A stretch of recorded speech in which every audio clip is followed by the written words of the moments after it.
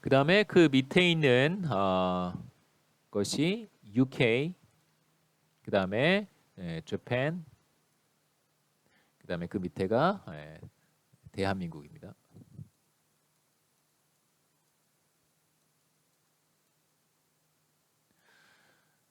보시면 이제 US, UK는 비교적 이른 시기에 이제 산업혁명이 이루어졌기 때문에 발발했기 때문에 이 전 시기에 이제 굉장히 빠른 속도로 1인당 GDP가 늘어났던 시기가 있고요. 그 이후에는 이제 50년 이후에는 비교적 이렇게 1인당 GDP가 안정적으로 쭉 늘어나는 걸 보실 수 있습니다. 그래서 여기에서 한번 이렇게 하락했던 이 시기가 바로 글로벌 금융위기, 그레이트 리세션 기간이었었고요. UK도 비슷한 패턴으로 이렇게 쭉 성장을 했습니다. 1인당 GDP가.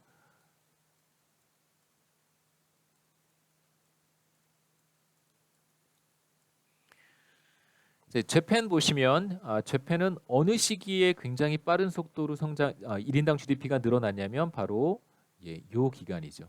요 기간 동안 굉장히 빠른 속도로 1인당 GDP가 늘어났습니다. 그리고 그 이후에는 비슷한 패턴으로 가다가 이제 보통 우리가 흔히 얘기하는 뭐 잃어버린 10년이 점점 늘어나서 재팬의 잃어버린 20년이 이제 뭐 됐다고까지 얘기를 하는데요. 이제 90년대 이후에 여기서 보시면 여기 1인당 GDP가 거의 늘어나지 않고 물론 로그 값이긴 합니다만 이제 정체되어 있는 기간이 나타나고요.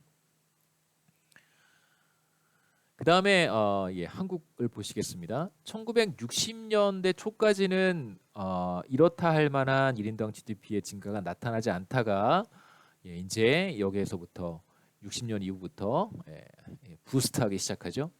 그래서 보시면 재팬의 패턴과 사뭇 비슷합니다. 다만 시차를 두고 이 패턴이 나타난다는 것이죠. 그래서 여기서 한번 꺾이긴 했지만 다시 굉장히 빠른 속도로 1인당 GDP가 늘어났습니다. 그래서 여기 한번 꺾이는 점이 있는데 이때가 제가 아까 말씀드렸던 IMF 경제 위기고요.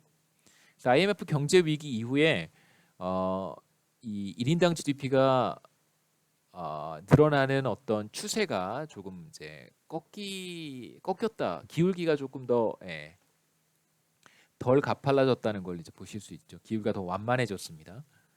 그리고는 이렇게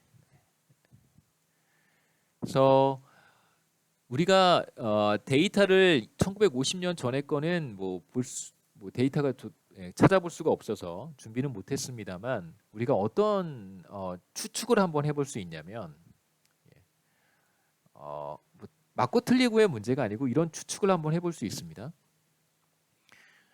US, UK도 과거 어느 시점에 아마도 이런 구간이 있었을 것이다 라고 예상해 볼 수 있습니다. 과거 어느 시점에 이렇게 그 다음에 그것이 재팬에서 나타났고 그리고 그것이 우리 한국에서 나타났고 그 다음에 그것이 이제 뭐 차이나는 뺐는데요. 그것이 차이나에서 나타날 것이다라고 우리가 예상해 볼 수 있습니다. 그렇다면 마치 1인당 GDP가 증가하는 어떤 패턴이라고 하는 것은 국가마다 물론 이제 1인당 GDP가 빠르게 증가하는 어떤 시점이 국가마다 조금씩 다르긴 하겠습니다만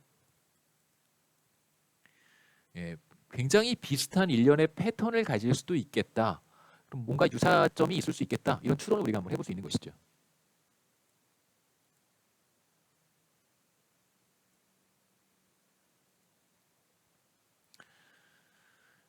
이제 같은 기간 동안 제가 1인당 GDP의 증가율을 한번 계산해 봤습니다. 물론 이제 이 지표는 어떤 변수를 이용해서 계산하느냐에 따라서 값이 조금씩 다를 수 있는데요. 여러분 앞에서 보셨던 그림을 가지고 제가 한번 연평균 증가율을 계산해 봤습니다. 이건 퍼센트입니다. 그래서 1인당 GDP의 증가율이 한국은 대략 6%. 다시 말씀드리면 1인당 GDP가 매년 6%씩 증가한 것입니다. 여러분 그 저기 은행에서 6% 금리를 주는 은행이 요즘은 없잖아요. 생각해 보시면 1인당 GDP가 매년 6%로 증가한다는 것은 사실상 매우 그 큰 증가라고 할 수 있습니다. 물론 경제가 굉장히 안 좋았던 시점에서는 1인당 GDP가 마이너스 10%씩 하락했던 적도 있고요. 10%씩 하락했던 적도 있고 어떤 시기에는 무려 20%나 1인당 GDP가 폭발적으로 늘어난 적도 있었습니다. US는 평균 2%, UK는 평균 2.3% 정도 1인당 GDP가 증가했고요. 재팬은 그거보다 높은 4.23%입니다. 한국의 경우에는 이제 50년부터 53년까지 그러니까 한국 전쟁이 있었던 기간에는 데이터를 우리가 추계할 수 없었기 때문에 이제 53년부터 데이터가 존재합니다. 그래서 한국 데이터는 53년부터 2017년까지를 제가 이용해서 계산한 것입니다. 그래서 국가별로 뭐 단 4개의 국가만 비교를 하지만 국가별로 경제 성장률, 1인당 GDP의 증가율의 차이도 상당하다라고 우리가 결론 지을 수 있습니다.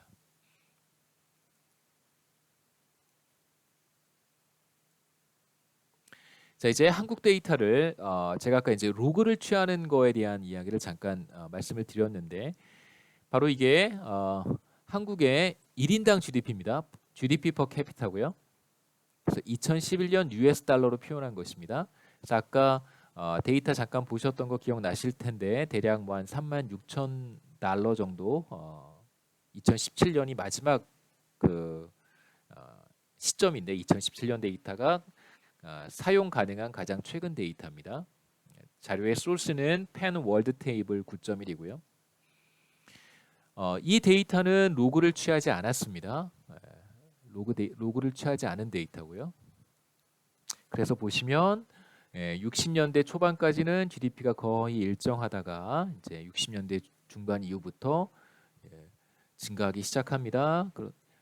이 구간에 이제 1인당 GDP가 폭발적으로 증가를 했죠. 한국 경제의 거의 황금기라고 할 수 있는 한강의 기적이라고 불리던 시기가 바로 이 시기죠, 그렇죠? 70년대 중반 이후에 한국 경제가 매우 빠른 속도로 1인당 GDP가 늘어났습니다. 그리고 IMF 경제 위기를 지나서 다시 한번 이전보다는 증가세가 둔화되긴 했지만 그래도 증가를 했고요. 이제 그 이후에 글로벌 금융위기 그 이후에 조금 다시 둔화되는 모습입니다. 자, 로그를 취하지 않은 데이터는 이렇게 약간 이런 모양을 갖는 그림으로 우리가 표현할 수 있고 만일 여기에 로그를 취하면 어떻게 되는지 한번 보시죠. 바로 지금 여러분 보고 계신 데이터에 로그를 취해 보겠습니다. 그러면 자 이렇게 약간 하이퍼볼릭한 이런 모습은 사라지고 좀 더 그 직선과 같은 비슷한 패턴이 이렇게 나타난다는 걸 보실 수 있습니다. 그래서 뭐 어떤 성장률로 증가율로 증가하는 어떤 변수의 로그를 취하면 제가 거시경제학 강의 때도 종종 말씀드리긴 하는데 로그를 취하면 이렇게 비교적 직선의 형태로 표현할 수 있고요. 직선의 형태로 표현이 되면 이 직선의 기울기가 직선의 기울기죠. 기울기가 바로 이제 증가율, 성장률이 됩니다.